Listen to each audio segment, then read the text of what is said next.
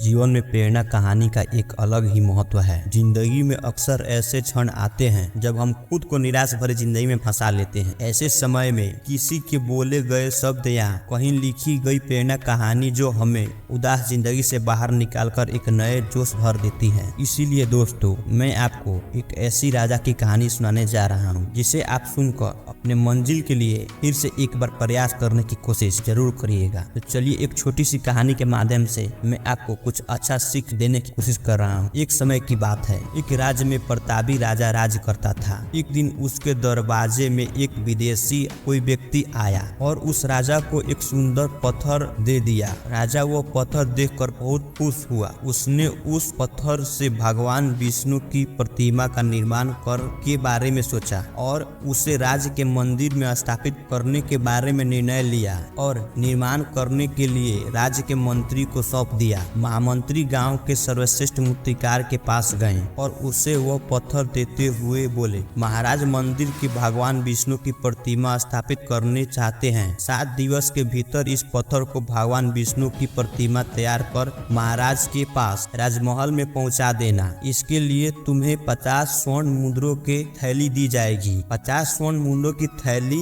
की बात सुनकर मूर्तिकार बहुत खुश हो गया और मंत्री के जाने के पश्चात प्रतिमा का निर्माण कार्य प्रारंभ कर दिया और वो अपना औजार निकाल कर अपने औजारों में से एक हथौड़ी लिया और पत्थर तोड़ने के लिए उस पर हथौड़ी से वार करने लगा, किंतु पत्थर जस का तस रहा। मूर्तिकार ने हथौड़ी के कई बार पत्थर पर किए किंतु पत्थर नहीं टूटा। 50 बार प्रयास करने के बाद मूर्तिकार ने अंतिम बार का प्रयास करने के उद्देश्य से हथौड़ा उठाया, किंतु यह सोचकर हथौड़ा का प्रहार रोक दिया कि 50 बार में पत्थर नहीं टूटा है तो इस बार क्या टूटेगा। वो पत्थर लेकर वापस मंत्री के पास गया और उसे यह कह वापस कर आया कि इस पत्थर को तोड़ना नामुमकिन है, इसलिए उसने भगवान विष्णु की प्रतिमा नहीं बना पाई। महामंत्री को राज्य का उद्देश्य हर स्थिति में देना था, इसलिए उसने भगवान विष्णु की प्रतिमा निर्माण करने का कार्य गाँव के एक साधारण से मूर्तिकार को सौंप दिया। पत्थर लेकर मूर्तिकार ने महामंत्री के सामने ही उस पर